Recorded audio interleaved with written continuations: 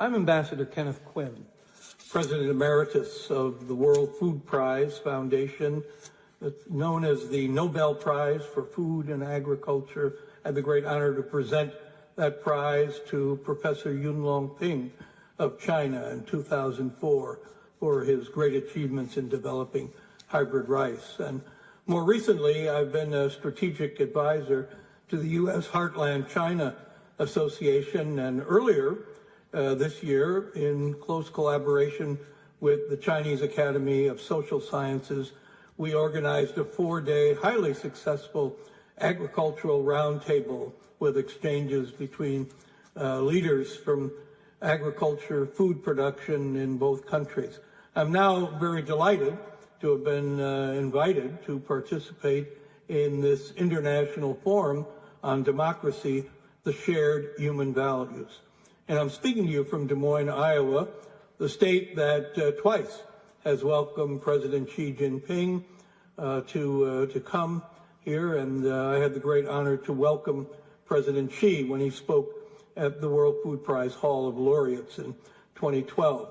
My topic today is 2 anniversaries in October and how China and the U.S., by promoting democracy, democratic election, brought relief and peace to a conflict-ridden country and region.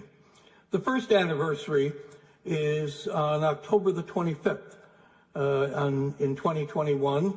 It marked the 50-year anniversary of the People's Republic of China assuming China's seat at the United Nations.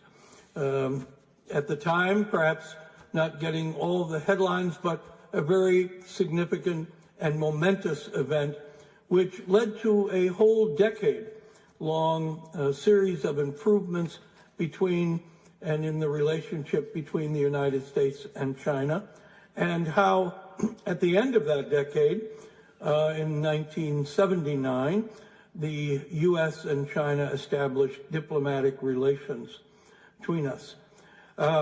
Most significantly for this analysis, China, in assuming its place as in the United Nations, also became one of the permanent 5 members of the UN Security Council.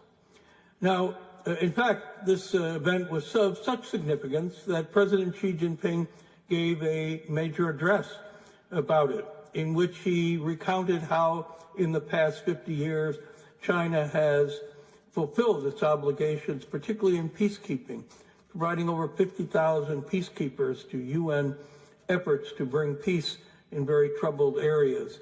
And near the end of his remarks, President Xi said that for China, peace and development are our common cause, equity and justice our common aspiration, and democracy and freedom our common pursuit. Now, President Xi was not speaking about any particular country or situation when he gave those remarks, but they certainly could pertain to the country affected by that second anniversary in October, which came on October 23rd, 2 days earlier, when the 30th anniversary of the Paris Peace Agreement on Cambodia was marked. And it was in that agreement, negotiated by the permanent 5 members of the United Nations Security Council, that brought peace to Cambodia, a country that had been so devastated by civil war and by the genocidal rule of the Khmer Rouge, which caused the deaths of up to 2 million people out of the population of just 7 million people in 3 years. And Cambodia, by 1979, was in a terrible, terrible situation. That year, by chance, I traveled to Beijing with a delegation of American governors who were traveling there as part of the exchanges resulting from our establishing diplomatic relations. and I had the great privilege to attend a meeting with Paramount Leader Deng Xiaoping, in which he discussed the very significant development of China's policy of opening to the world and of the importance of our new bilateral relationship. Cambodia had suffered so greatly. The Khmer Rouge were deposed by a North Vietnamese invasion in 1979, which drove them from power, but which led to a civil war, which carried on all through the 1980s. So that by 1990, Cambodia was frozen in this terrible, terrible situation. People mired in poverty, fighting and conflict going on between 4 different Cambodian parties, no one able to bring any peace or resolution. And at a meeting in Paris that I attended with Secretary of State James Baker, the Secretary Baker announced once again a change in U.S. policy towards who would hold a seat in the UN.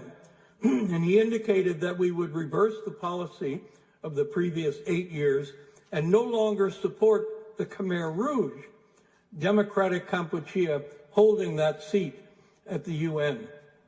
This dramatic action, just as in 1971 with China, brought about a flurry of diplomatic activity and led to negotiations, which I was privileged to take part in, to create a framework agreement on Cambodia in just 15 months. And it was approved by the UN, signed in Paris on October 23rd, and it led to the UN bringing peacekeepers, including Chinese peacekeepers, to the country, an administration being set up to hold and administer a democratic election, a multi-party election. Suddenly the atmosphere inside Cambodia was transformed when political parties could campaign freely, newspapers could be published by any party, TV stations could be operated by any of the parties. And now in 2021, looking back at Cambodia, we see that Indochina, Vietnam, Cambodia are at peace. The region is at peace. The region is prosperous. And it became that way thanks to the amazing collaboration, amazing multilateral diplomacy carried out within the UN framework, just as President Xi Jinping noted in his remarks, and that we were able to transform by promoting democracy, by promoting an election, a democratic election, bring the warring parties together and give Cambodia, which had its culture almost obliterated, a chance to recover and to begin building and bringing peace to the country and to the people of Cambodia. And so for this symposium on democracy, this is a great lesson of how working together in multilateral forums, a democratic election promoted by the United States and China could resolve a terrible and tragic conflict. Thank you so very much for welcoming me to participate in this very important gathering.